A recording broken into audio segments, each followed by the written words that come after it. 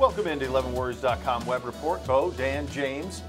It is spring game week, and we'll talk about that. But folks, basketball steals the show, James. Chris Holtmann had an incredible first year at Ohio State, but it was critical that he backed that up on the recruiting trail.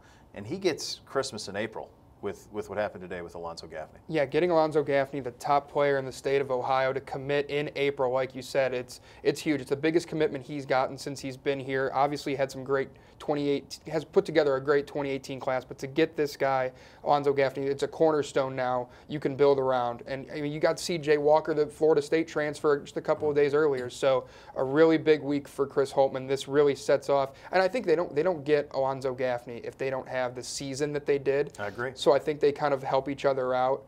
But yeah, this is a huge get for this program. This really sets them up. 2019, when Walker is eligible, the point guard from Florida State, and Gaffney comes in, this is a team that can win a Big Ten championship.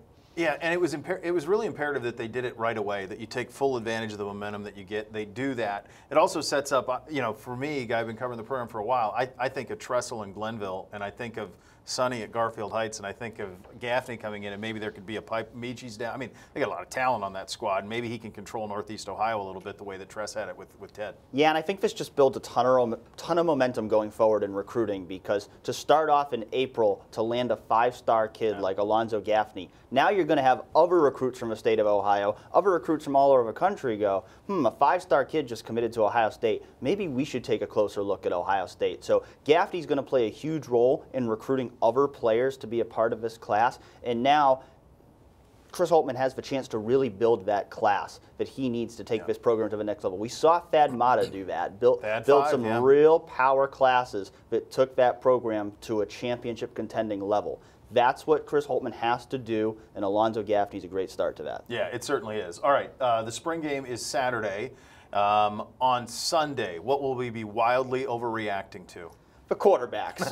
There's no question. You think we'll parcel over those throws a little bit? We will. There's going to be a lot of articles written and a lot of talk about every single throw that was made in the spring game on Saturday. Probably over-analysis of it, but that's the way it works when you've got three quarterbacks who have never started a game for Ohio State, and we're trying to figure out which one of them is going to be the starter for Ohio State. Urban Meyer's most likely not going to publicly name a starter until at least fall camp. So there's going to definitely be a lot of analysis about how these three guys do, and people are either going to love it or they're going to be panicking.